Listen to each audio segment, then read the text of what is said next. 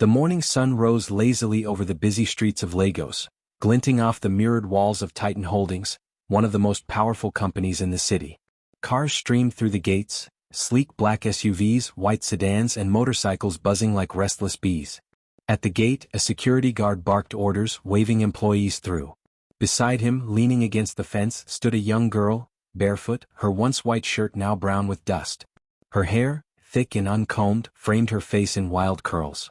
A small torn bag hung on her shoulder, and in her hands she clutched a folder that had clearly been rescued from the trash. "Hey, move from there," the guard shouted, frowning. "You can't stand by the gate of this company. You're scaring people." I just want to drop this letter, sir," she said softly, holding up the crumpled paper. "It's a job application. Please." The guard laughed dryly. You think they'll hire someone who looks like you? Look at your feet." A few office workers nearby paused, watching with amusement. A woman in a red skirt whispered to her friend, "She probably came here to beg, not for a job." The other chuckled, "A beg, she can't even speak English properly." The girl's eyes glistened, but she didn't move. "Please, sir. Just let me give it to the receptionist. That's all I'm asking." A man in a sleek suit walked past, glancing at her with disgust. "Security, handle this nonsense. We don't need trash standing around here." Something inside her chest burned, but she stayed quiet. The guard pushed her lightly toward the road. "Go on, little girl. Try your luck somewhere else. This is a billionaire's company, not a charity." The laughter behind her grew louder as she stumbled to the curb. She turned once more, looking up at the tall glass building. Its windows reflected her tiny figure back at her, small, dusty, invisible. Her stomach twisted. The folder slipped from her hands, scattering papers across the sidewalk. One page landed near the tire of a black SUV just pulling into the compound. The driver braked sharply to avoid it. The back door opened slowly and a tall man in a gray suit stepped out. His skin glowed with the polished tone of success, and his eyes were hidden behind gold-rimmed glasses. Everyone straightened immediately, the staff, the guard, even the gossiping women. "Good morning, sir," they chorused. The girl froze. Her papers fluttered around her feet like wounded birds. The man glanced briefly at the scene. His deep voice was calm but sharp. "What's happening here?" The guard bowed quickly. "Sir, just a homeless girl disturbing the gate, sir. I told her to move away." The man's gaze shifted to her. For a long, silent moment, their eyes met, hers trembling, his unreadable. Then, without a word, he picked up one of her papers, brushed off the dust, and placed it back in her hand. "Next time," he said quietly, "don't let anyone tell you where you don't belong." Before she could speak, he turned and walked through the gate. The crowd stared, stunned. The girl stood still, clutching the paper to her chest. The laughter had stopped. Only the wind spoke now, whispering between the tall buildings, carrying her silent vow. "One day, I'll walk through that gate again. And when I do, they'll remember me." The afternoon sun blazed over Lagos, burning against the crowded streets. The girl walked slowly along the roadside, her bare feet coated in dust. The paper folder was now tucked safely under her arm, though half of its pages were torn and stained. Her stomach rumbled, but she kept walking, her eyes distant, chasing a dream that felt impossibly far away. People passed her without a glance. Vendors shouted. Kiki drivers honked. Life went on, indifferent to her struggle. At a small roadside canteen, the smell of jollof rice drifted into the air, making her heart ache. She stopped near the entrance, hoping the owner might have leftovers to spare. "Hey you," a woman's voice snapped. "No loitering here. If you're not buying, move." The girl stepped back quickly, murmuring, "Sorry, ma." She turned away, tears forming again, when a man's voice called out from behind her. "Wait." She turned slowly. A man stood beside an old Toyota parked nearby. His shirt sleeves were rolled up and his tie hung loose around his neck. He wasn't dressed like a billionaire or a boss, more like a tired worker trying to get through another day. His dark skin glistened with sweat, and a kind smile softened his features. "You look hungry," he said simply. She didn't respond at first, embarrassed. He nodded toward the canteen. "Come, eat something. Don't argue." I have no money," she whispered. "I didn't ask for money," he replied, motioning to the empty chair beside his. "Sit." After a moment's hesitation, she sat. The canteen owner, who moments ago shouted at her, now looked uneasy as the man ordered, "2 plates, madam, and cold water." The girl stared at the food when it came, steaming rice, fried plantain, and fish stew. Her hands trembled. Eat, the man urged softly. Before it gets cold. She took a bite, then another, then couldn't stop. Tears rolled down her cheeks as she ate quickly, forgetting the world around her. The man didn't interrupt. He just watched, quietly, his gaze filled with something she hadn't seen in a long time, compassion. When she finally stopped, she muttered, "Thank you, sir. I didn't mean to cry. I haven't eaten since yesterday." He smiled faintly. "It's all right. What's your name?" "Amara," she said shyly. "My name is Amara." "That's a strong name," he said. "Means grace, doesn't it?" She nodded slowly. "Yes, sir. My mother gave it to me." She said, "Grace can make even the lowest person rise again." The man's expression softened even more. "Your mother was right," he said quietly. He reached into his pocket, pulled out a few naira notes and placed them in her hand. "Find somewhere to sleep tonight. Tomorrow go back to that company." Her eyes widened. "But sir, they don't want me there. The guards." "Don't listen to them," he interrupted. "You belong wherever your purpose takes you. And I believe your purpose isn't finished there." Amara stared at him, unsure whether to believe him or not. "Why are you helping me, sir? You don't even know me." The man chuckled softly. "Maybe because I know what it's like to be ignored." A moment of silence passed between them. "Thank you," she whispered. He smiled, stood up and began walking toward his car. "Remember, Amara, life tests us before it blesses us. Don't give up." Before she could ask his name, he was already gone, the old Toyota disappearing into the evening traffic. She stood there a long time, clutching the money tightly. Then she looked up at the fading sun, her heart steady for the first time in months. "I'll go back," she murmured to herself. "And this time, I'll be ready." The next morning, the streets of Lagos buzzed with life, car horns, shouting vendors, and the rush of people chasing time. But Amara wasn't rushing. For the first time in a long while, she walked with calm determination. Her torn gown had been carefully washed and ironed overnight by a kind woman who ran a nearby laundry shop. Her hair, once tangled, was now neatly braided. She had borrowed a pair of black shoes, slightly oversized but clean, and her face glowed faintly in the soft sunlight. She stood in front of the tall glass building once again. King's Enterprise. The very same place where, just a day ago, she had been mocked, insulted, and chased away. The security guard at the gate, the one who had laughed the loudest, saw her approaching. His laughter returned instantly. "You again? Didn't I tell you not to come back here?" Amara took a deep breath. "I have an appointment," she said firmly. The man burst into laughter. "Appointment? With whom, madam? The janitor?"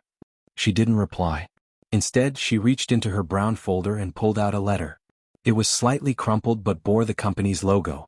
"This came in yesterday," she said. "Signed by the CEO's assistant." The guard frowned and grabbed the letter. His laughter faded when he saw the signature at the bottom. "Go inside," he muttered finally, stepping aside. "But don't say I didn't warn you." Amara nodded and walked past him, her steps steady but her heart racing. The same employees who had jeered at her yesterday now turned their heads in shock. Whispering began to spread across the open-plan office. "Wait, isn't that the homeless girl? How did she get in again? She looks different today." Ignoring their stares, she walked to the reception desk. The receptionist, a young woman with heavy makeup and a sharp tongue, forced a fake smile. "Can I help you?" "I'm here for the executive meeting," Amara said. The receptionist blinked. "Excuse me?"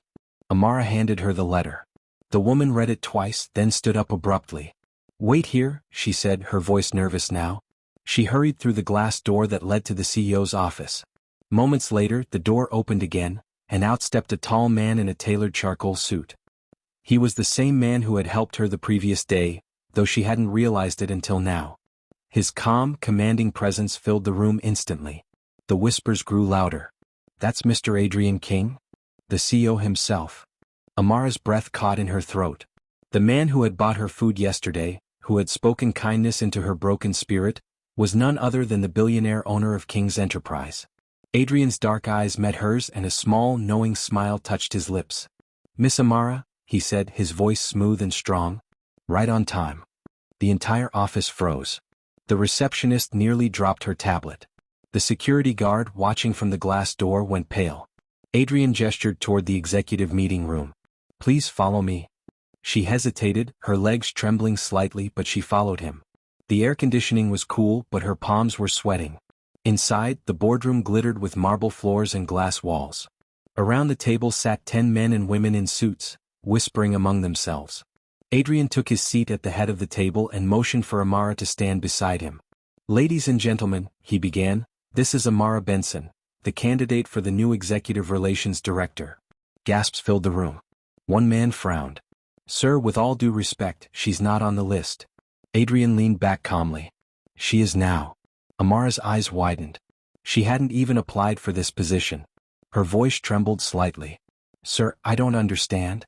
Adrian turned to her with a calm smile. "Yesterday I watched how you handled humiliation with grace. How you spoke with honesty when others mocked you. Those are qualities money can't buy, but they're what this company needs." He turned back to the board. "I built this empire from nothing. And I know what it's like to be looked down on. This young woman reminded me why we started, to give people like her a chance." For a long moment, no one said anything. Then one of the older board members, a dark-skinned man with gray hair and a firm tone, nodded slowly. "If you say she's the right one, sir, then I trust your judgment." Adrian smiled faintly. "Good." He turned back to Amara.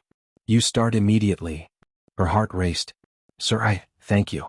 But I don't have experience for such a position." "Experience can be taught," he replied. "Integrity cannot." The room fell silent again, this time not out of disbelief but respect. As Adrian stood and left the room, he paused beside her. "And Amara," he said quietly so only she could hear, "never forget what I told you, life tests us before it blesses us." She nodded, holding back tears.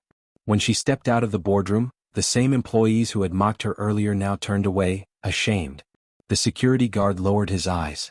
The receptionist whispered, "I'm sorry," under her breath.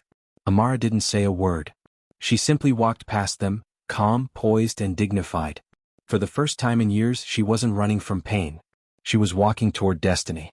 The following day the atmosphere inside King's Enterprise was different.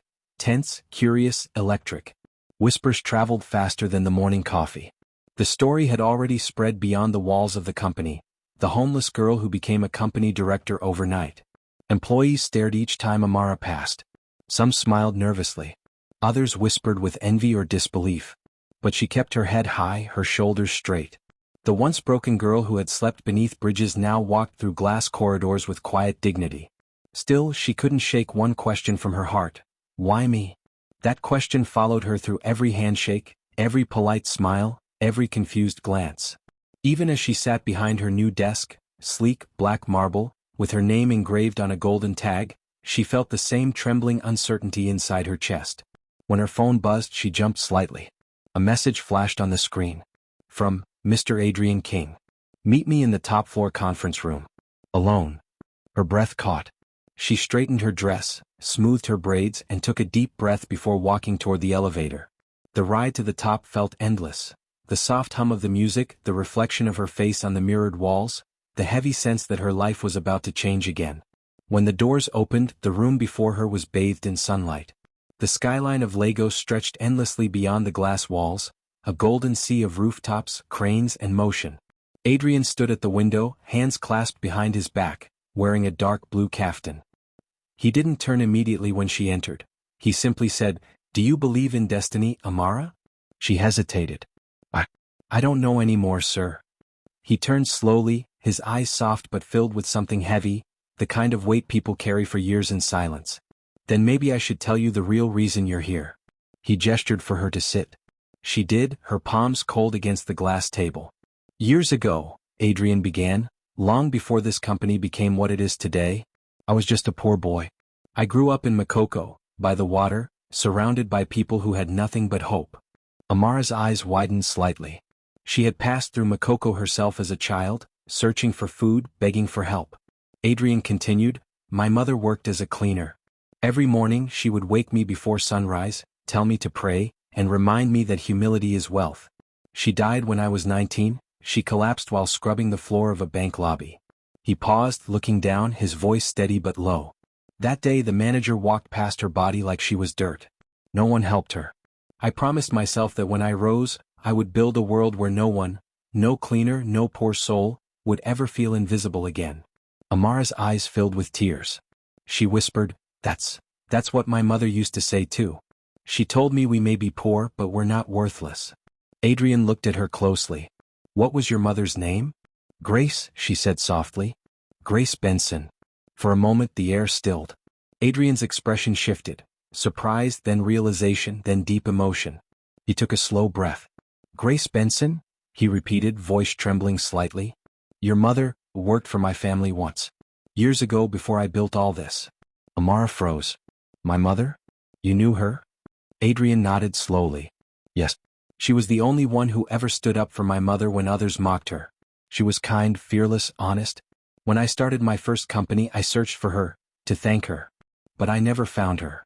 Tears blurred Amara's vision. She died 3 years ago, sir. The landlord threw us out. She fell ill, and we had nothing. Adrian's jaw tightened. He looked away toward the skyline. Your mother saved my mother's dignity. And now, you've reminded me of her again. He turned back to Amara. That's why I chose you. Not out of pity, but because your spirit, your strength, is the same light your mother carried. I saw it in you the moment you spoke yesterday.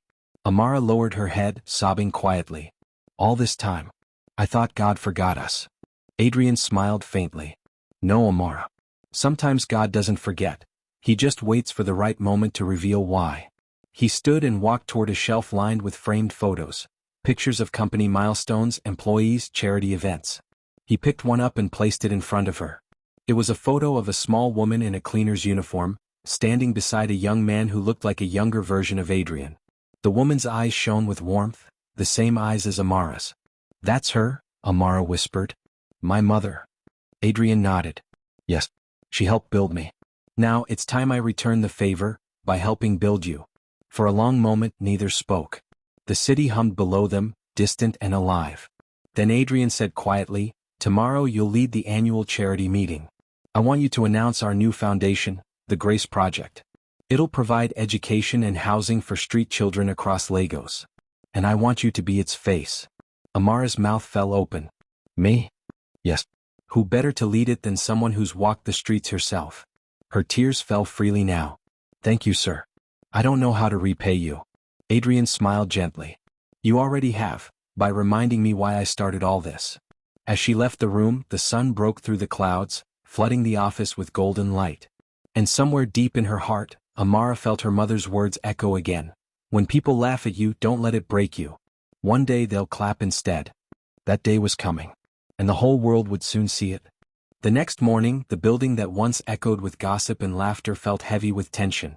Every corridor in King's Enterprise buzzed with whispers, but this time, they were not about the homeless girl. They were about Ms. Amara Benson, the woman everyone had mocked, now revealed as the company's new Director of Human Development and head of the Grace Project. At exactly 9 a.m., a general staff meeting was called in the conference hall.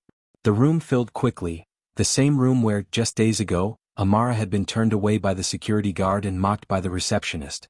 Now she walked through its doors dressed in a flowing cream-colored gown, her hair neatly braided, her skin glowing under the soft light.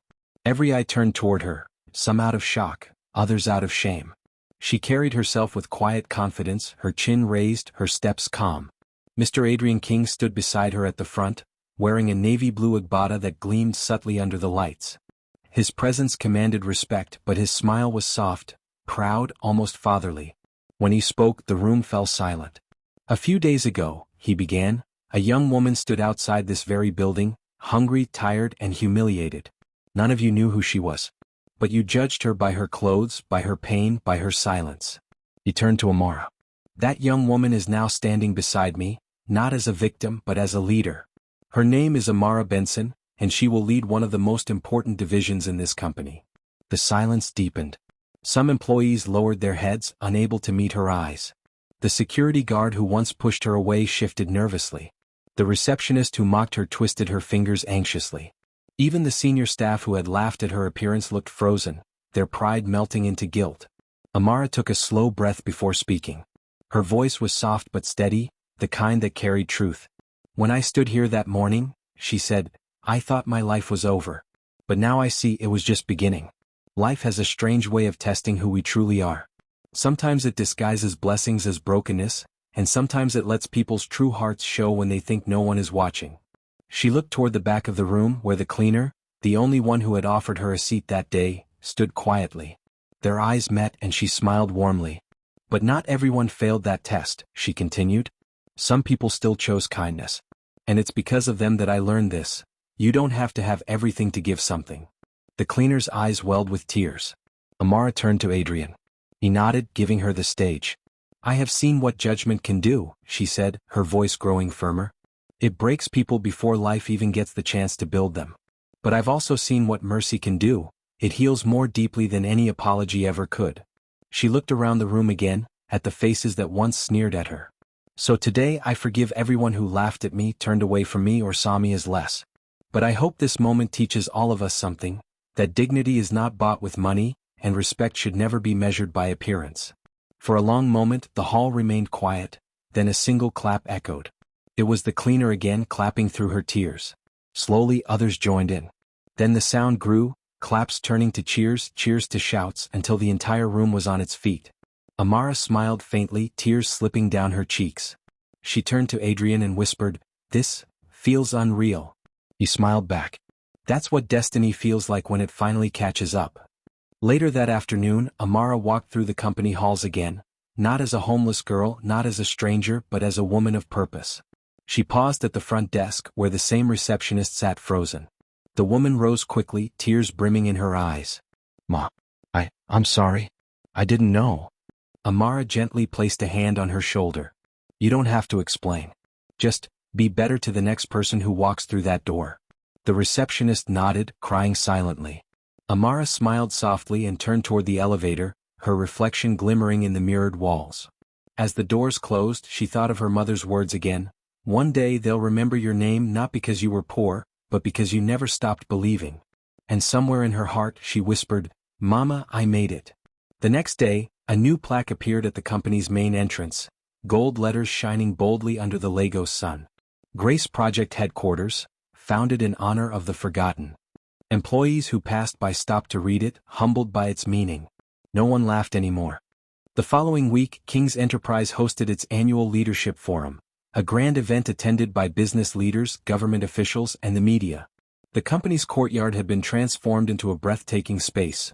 Golden drapes, floral designs, and a large stage framed by banners that read Grace Project, restoring hope, restoring humanity.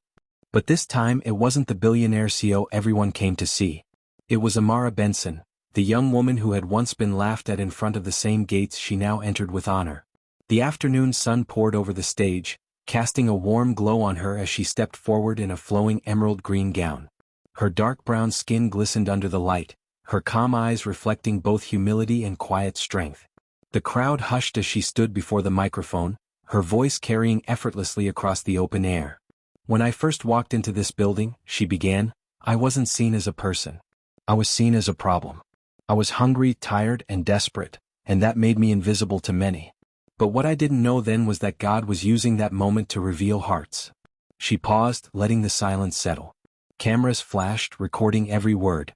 "I learned something powerful. How people treat you when you have nothing tells you who they truly are." At the front row, the receptionist who once mocked her sat quietly, her eyes lowered in guilt. The security guard wiped away tears. Even the senior manager who had ordered her out that day sat frozen in remorse. "But I also learned," Amara continued, her voice softening, "that anger doesn't heal wounds, forgiveness does. So today I want to say this clearly, I forgive every single person who ever laughed at me, insulted me, or doubted me. Because through you I learned patience. And through pain I found my purpose." The crowd broke into applause. Even the billionaire CEO Adrian King, who sat to her right, smiled proudly, clapping with emotion. Amara went on, "This company, through the Grace Project, will now dedicate 10% of its profits every year to fund education, healthcare, and employment opportunities for the poor, especially for those who have been overlooked, just like I once was." A collective gasp filled the air. Journalists leaned forward, scribbling furiously. Adrian stood up, joining her at the microphone. "She speaks the truth," he said, placing a hand on her shoulder. "What we once built for profit, we now build for purpose. Let this mark the beginning of a new legacy, one not defined by money but by mercy." The entire audience rose to their feet, clapping thunderously. In the distance, the homeless cleaner, now employed as Amara's assistant, watched with tears in her eyes. She whispered softly, "God truly lifts the humble." As the event drew to an end, Amara stepped away from the stage, walking through the crowd that once mocked her but now reached out to shake her hand. She smiled at them all, her heart light, her soul free. Outside the building, the same bench where she had once slept under the rain was still there. A small bouquet of white flowers now rested on it, with a note that read, "From mockery to majesty, never stop believing." She stood for a moment, touched the note gently and smiled toward the sky. "Mama," she whispered, "your girl did it." As the sun set over the Lagos skyline, painting everything in gold, Amara turned to the crowd of young people who had gathered at the gates to watch her leave. She raised her hand and said, "Never let what people say define you. Sometimes rejection is just redirection, a way for destiny to find you." The crowd cheered. And as she entered the waiting black SUV beside Adrian, a faint rainbow formed across the evening sky, quiet, graceful, and symbolic. Sparkle's moral of the story: life will always test your worth before it rewards it. Stay humble, stay kind, and never judge by appearances, because the person you mock today might be the one you'll answer to tomorrow.